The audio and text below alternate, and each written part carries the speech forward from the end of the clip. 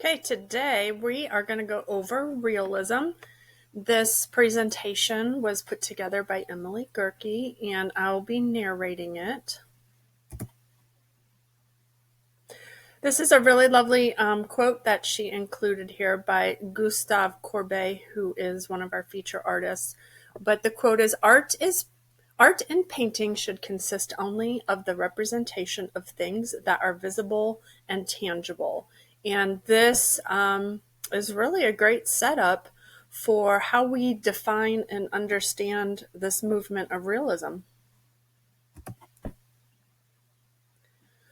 So what I've decided to do for these presentations that I'm narrating, it's really difficult to kind of narrate it point by point, bullet point by bullet point, because I don't always know how to interpret what, you, the person who organized the presentation, I don't always know what you're trying to say, or it's just hard to perfectly interpret the point that you're trying to make.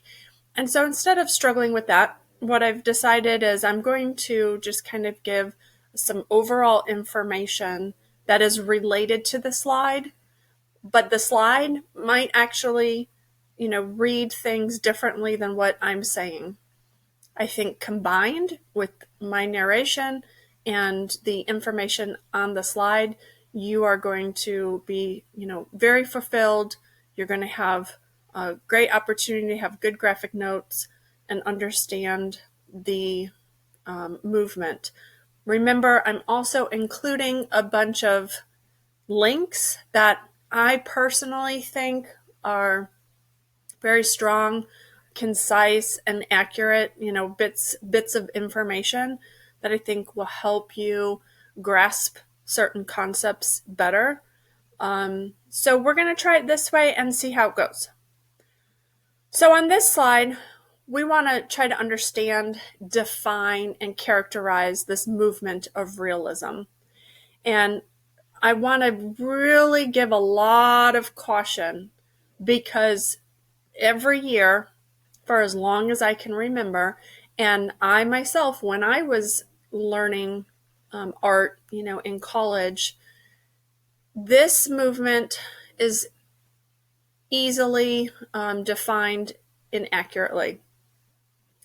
If you were to look up the term realism, you will get two totally different definitions.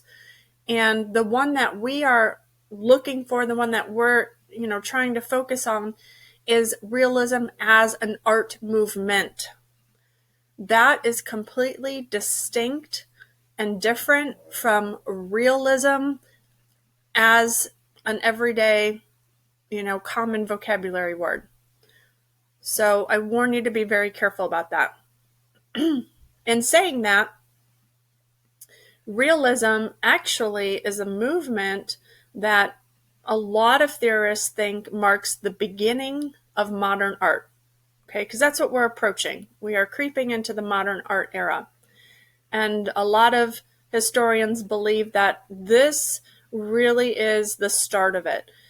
Even though it wasn't like a huge grouping of artists, it was definitely a very, very strong break from traditions. What has been slowly happening with romanticism and satirical paintings and things like that, is this movement away from kind of that academic art that is very controlled and, considered art only by a select elite few. And a lot of the art is dictated by places like the Salon, which is in France, this big, huge art gallery. And, even though we've moved away from kind of religion and churches dominating and dictating what art should be about, we still have a sense of dictatorship and control in the art world. And that comes from these, academic schools that are, that kind of control the art business per se. You have your critics who are, completely respected, and, what the critics are considering to be art, the rest of the world is considering to be art, and what the critics are saying is trash, right, is then treated as trash. So we now are moving into like a rebellion of this academic high class setting of what is considered art. Realism is the first movement that really takes everyday life and the modern world and says, hey, this is suitable subjects for art. Realism was actually a rejection of romanticism. So you had romanticism happening, and then you had a group of artists that said, you know what, I'm not into it. I don't like what you're doing, and here's why. And it was because romanticism was way too glorifying and fantasy, and in certain ways made things too beautiful. So for example, let's talk about slave ship. Even though you have a subject matter that's pretty devastating, right? A really horrific, moment in our history that involves just a lot of death and, deceit and, the act of being inhumane. But it was still painted with this sense of beauty, right? So if you were to look at slave ship and not know anything about it, it's a beautiful painting. It's passionate and it's emotional, and the colors, the color palette is very invoking. And you walk away with this, really like gorgeous feeling of beauty. And realists were like, no, enough of that. We're tired of this nonsense. We want to paint real, everyday subject matters in just kind of blatant and blunt ways. Please do not get confused that when I say paint them in blunt ways, I do not at all mean photorealism or realism in the sense that you are trying to draw or paint something that looks like a photograph, that looks so hyper realistic. That is not what realism is about at all. And as a matter of fact, when you see the artwork in this content area, you're going to see that, paintings from the Renaissance and Venetian paintings and those types of styles were way more photorealistic than what these paintings are. These paintings, figures almost have a little bit of like a cartoon-like figure to it, almost like Francisco de Goya's figures. They, were a little bit more cartoonish. When we look at them, we don't think, wow, that looks like a real person. Not at all. There's nothing trompe l'oeil about it. Okay? That is not what realism is.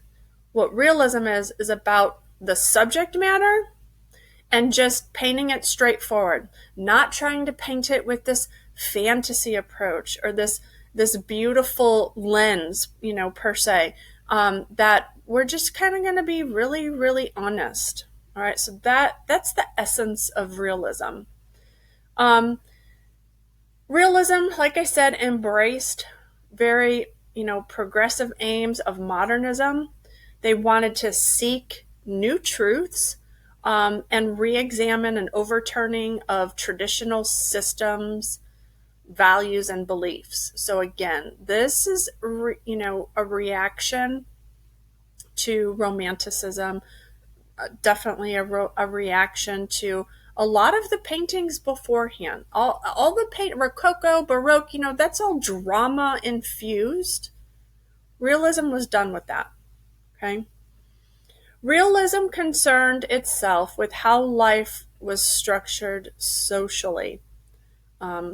Also, economically, politically, culturally, all that stuff. it realist painters wanted um, to kind of talk about those unspoken things, like class systems, the poor, the needy, the laborers. And here's the other important aspect: we are at the beginning of the Industrial Revolution. So, contextually, this was an energizing time, but it was not a beautiful time. Okay.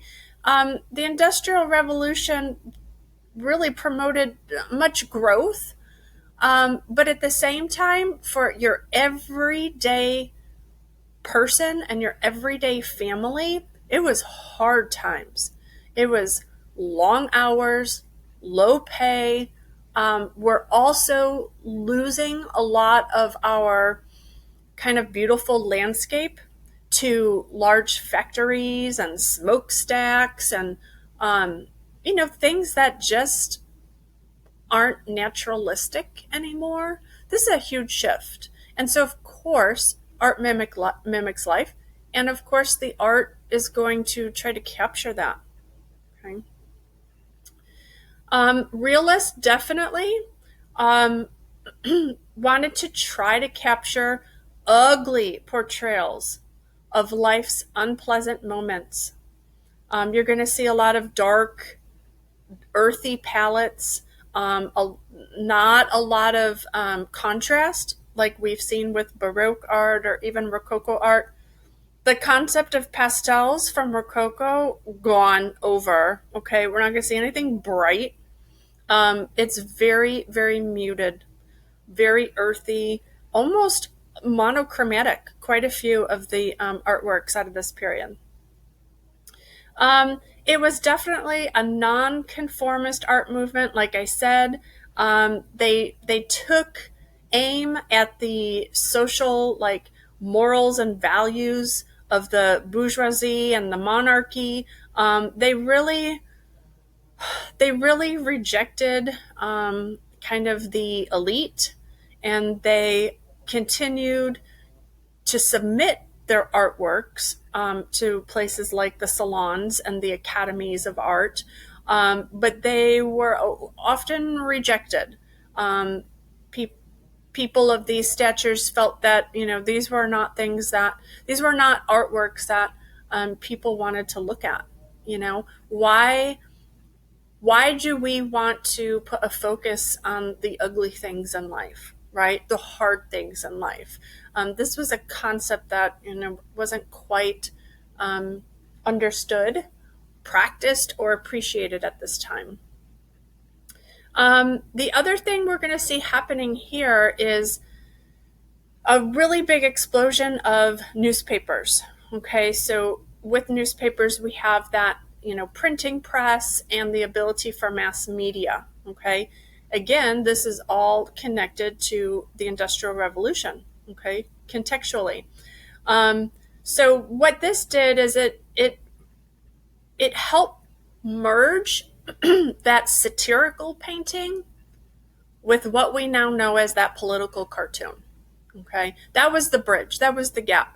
The wit and the satire and the humor was starting to emerge, but we lacked the platform for political cartoons. And now that we have this Industrial Revolution and the printing press and newspapers, now there's our platform. And so we're also going to see how artists as publicists, also started getting notoriety, and how the origin of that.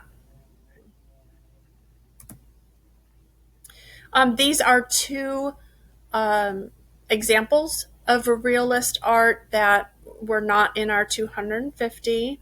And we have the one on the left by Jean-Francois Millet. And such a beautiful, beautiful example of this, kind of dark, almost monochromatic. I mean, it's not, but all the colors are so muted. It's so dark. You don't have, any sort of kind of bright spots on anything. And it's like humble, it's just, you can feel the sadness, you can feel the real life of everyday people. I mean, let's compare this to when we learned about Rococo and, the aristocracy. I mean, talk about night and day, right? So you can really see how artists' opinions of things are really starting to morph, and their art is, starting to become their voice, and how distinct these time periods are. So this leads to our first image. It's number 113. It's called The Stonebreakers, and this is by Gustave Courbet, 1849. All right. This is oil on canvas. And this is a really famous painting, and actually Gustave Courbet he is, I don't want to say the founder of realism and all, but maybe the father, I'll give him that, the father of realism. So what we have basically, at the same salon show of 1850, where Gustave had portrayed, gotten a lot of his artwork into the salon, but he also exhibited the Stonebreakers.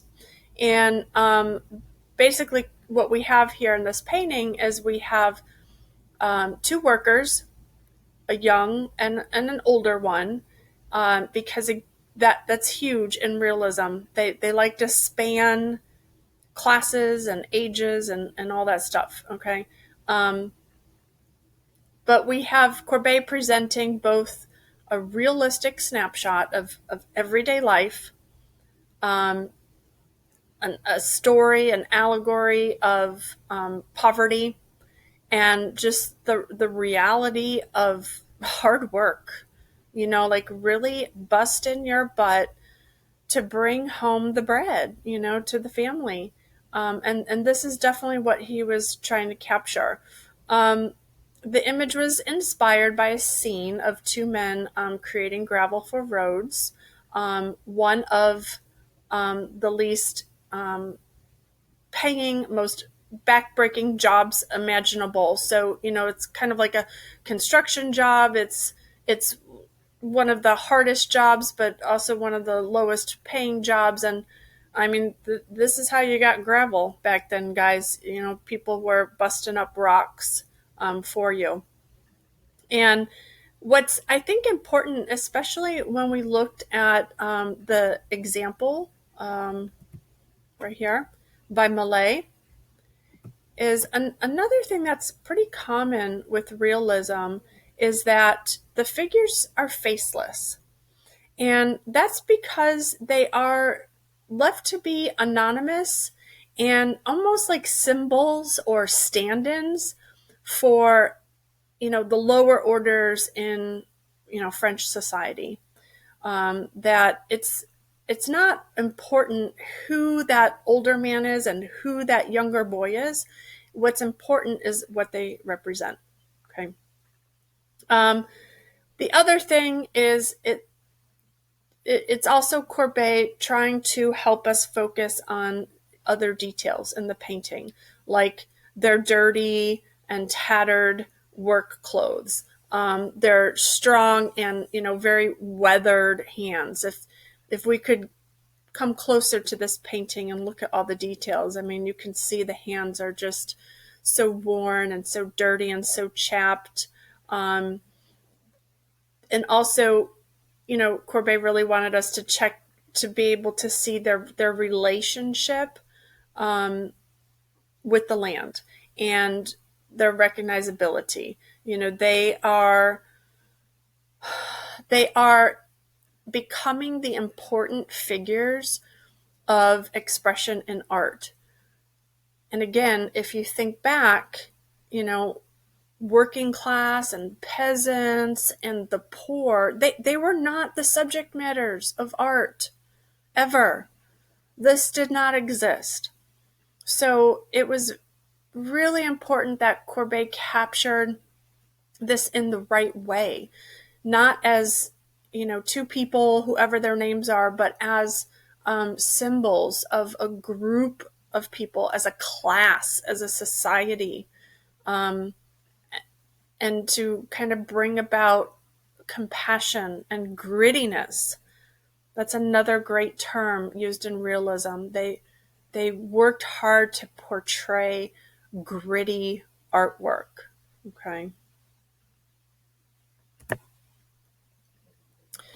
Um, Emily had compared it to Francisco de Goya, and I feel like there's a lot of really great comparisons here. She said that there was a rawness to them both. The artist doesn't try to hold back on what point they're trying to get across. And I too feel that that's accurate. When she says rawness, I'm alluding that, she is talking about just that honesty, maybe that grittiness, like I talked about.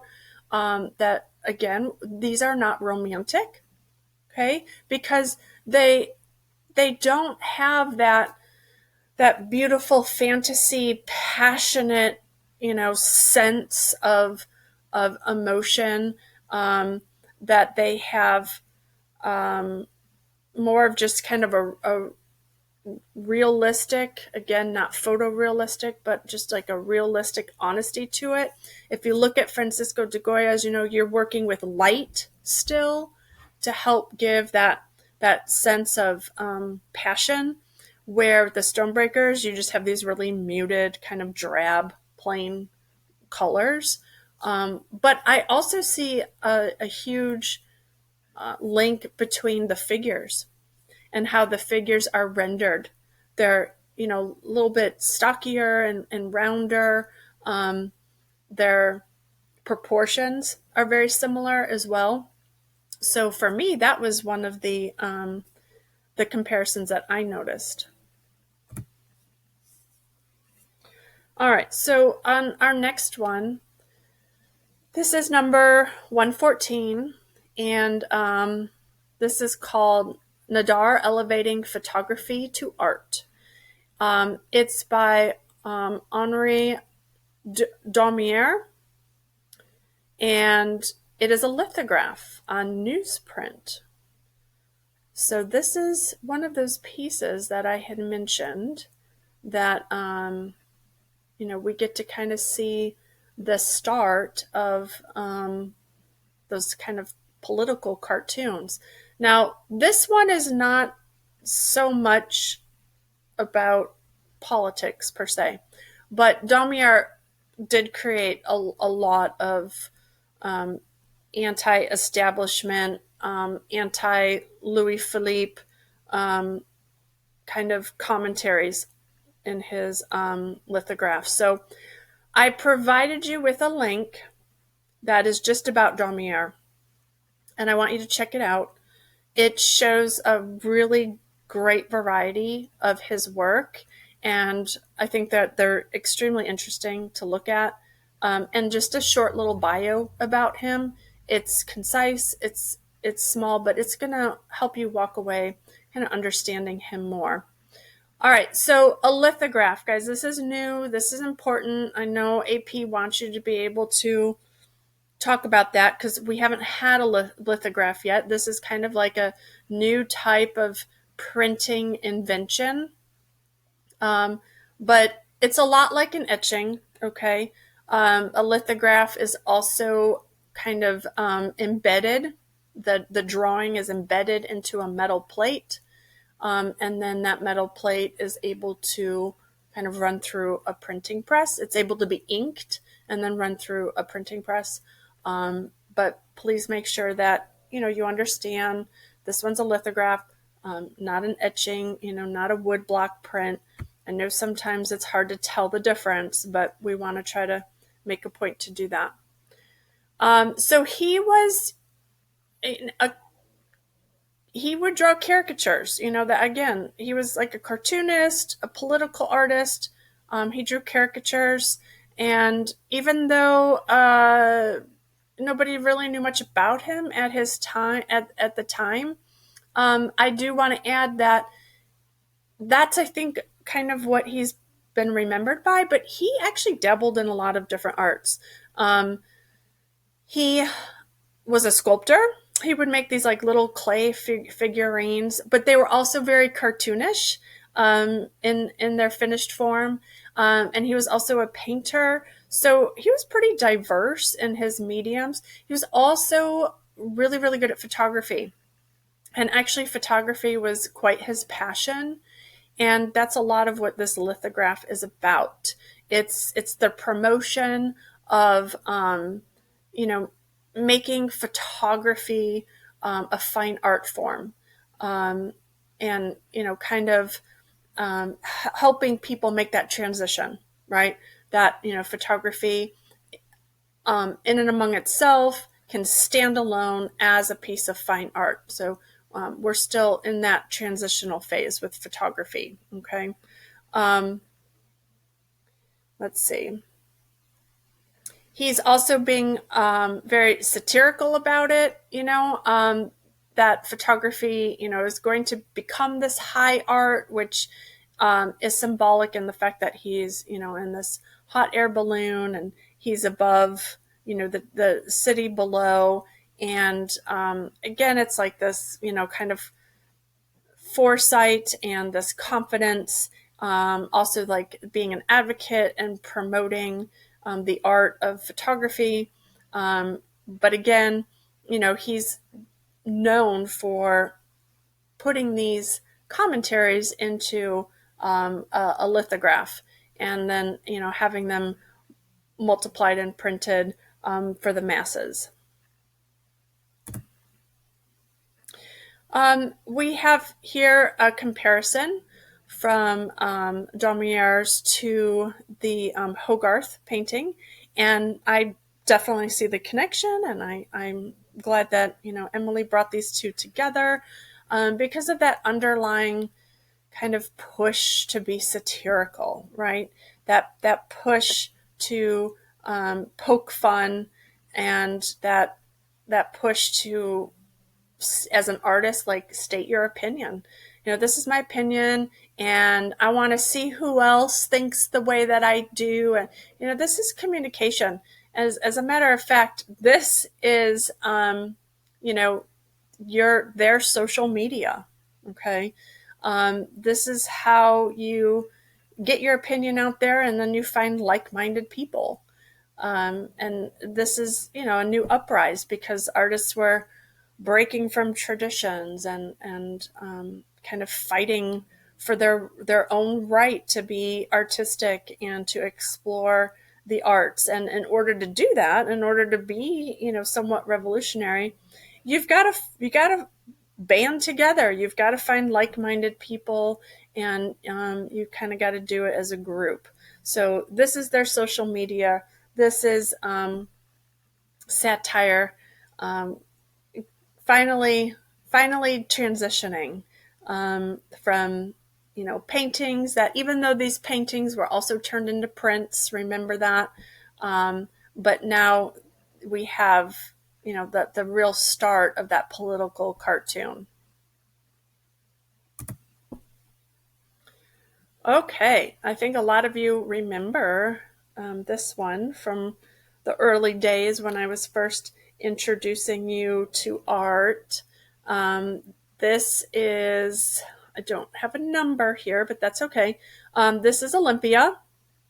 It is by artist Edward Manet. And people always confuse Manet and Monet. Let's not do that. Monet will be coming up in our next chapter. But this is oil and canvas. We're at 1863. It looks like Emily has a link here, so I definitely encourage you, when you click on her slides, to also click on her links and see what she's provided for you. Okay. All right, so my overall interpretation and explanation of Olympia is that Manet really wanted to capitalize on generating a pretty scandalous type of portrait. And I don't know if you remember, but at the beginning of the year when we talked about Olympia and I revealed to you that she was a prostitute. Some of you were confused by that. Some of you were taken aback. Some of you were like, oh, okay, whatever. But now let's have that make sense. And this is what I think is kind of fun to come back to. Realism, okay, means that we're looking at real subject matters, okay? We're going to talk about it all. And it's not just going to be the poor and the suffering and the hard workers and the laborers, but it's going to be all walks of life. It's going to be all classes, mostly lower, right? Mostly middle to lower classes, really trying to leave out upper classes and elitism because they're so over it, right? But those people in society that have never been talked about before, right? Realism's like, hey, this is real life. So why not? Why not talk about it? Okay. And that's what I think is cool. And maybe now you're going to have a better understanding of this painting than you did at the beginning of the year. So Manet definitely modeled Olympia compositionally off of Titan's Venus of Urbino.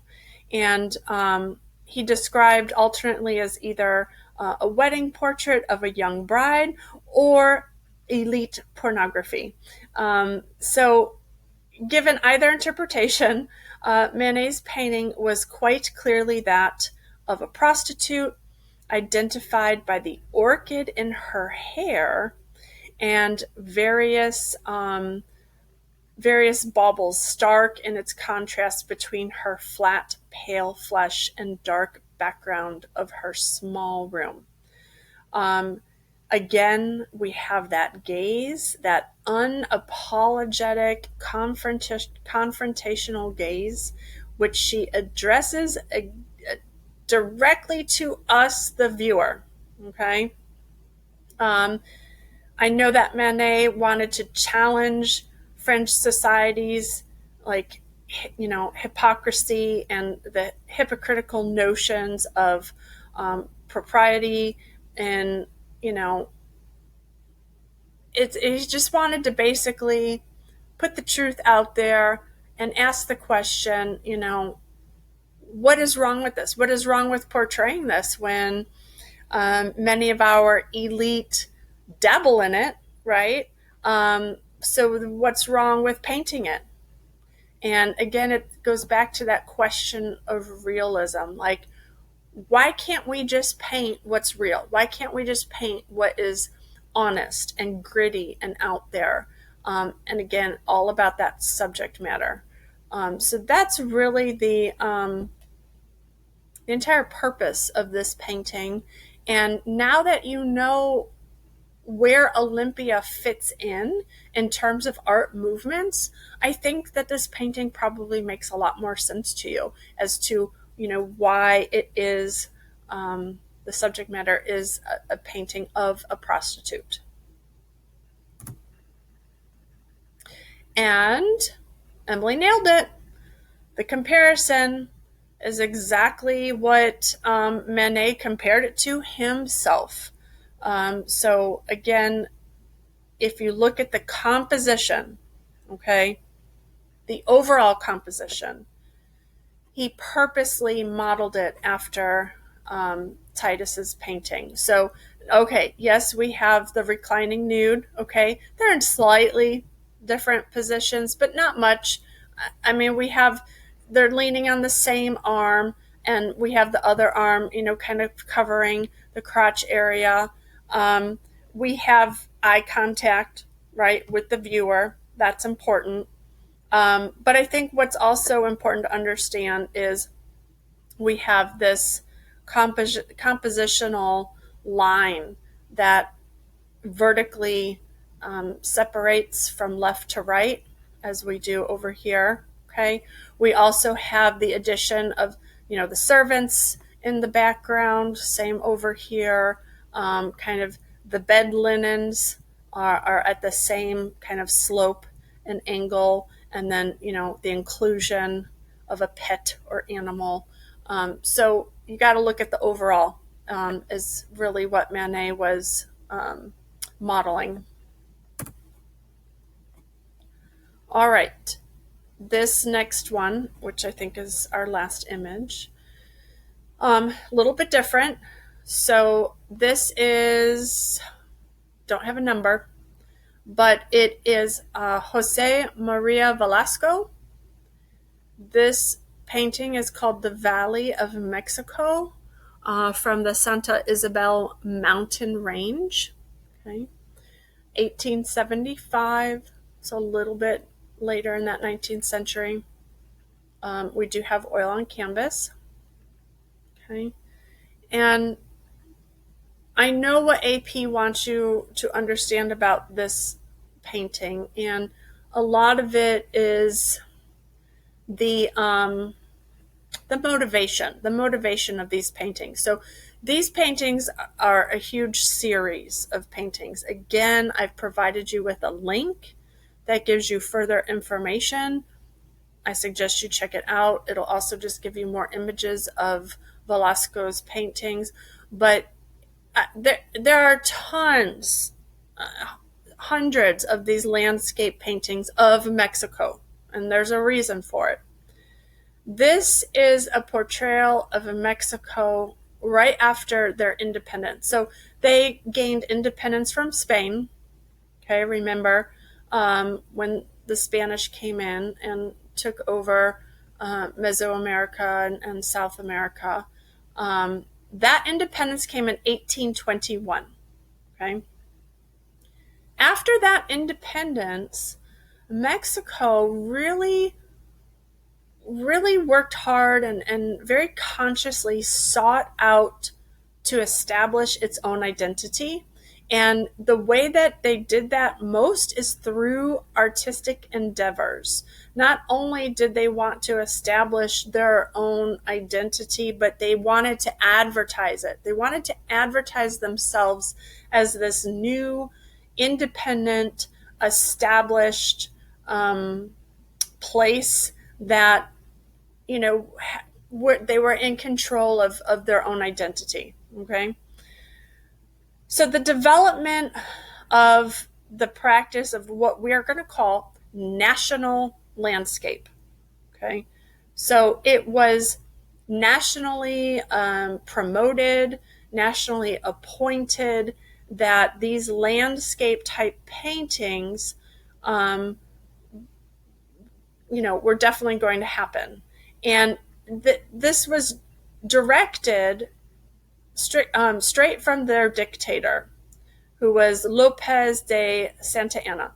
And they really wanted to kind of reestablish art academies in Mexico, and wanted to, start kind of rebuilding themselves as this independent nation. And so, again, they did that through artistic endeavors. So they started establishing these new art academies. And within these art academies, they started this movement of national landscapes. Okay. Within these national landscapes, there's an Italian artist, Eugenio Lancegno, I think. Landesio. Don't know if I'm saying that right. But anyways, he came and also practiced in this Mexican Academy of Art, and was a well-regarded artist in Mexico as well. And he was the professor of this type of perspective and landscape painting, this nationalist painting, in around 1855. And both him and Velasco together created so many of these landscape paintings.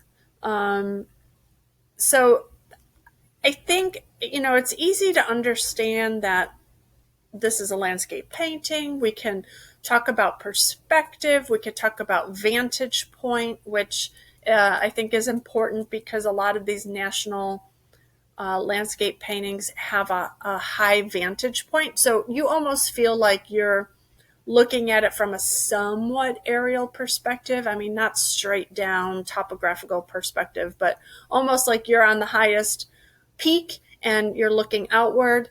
That was a characteristic of this national landscape art.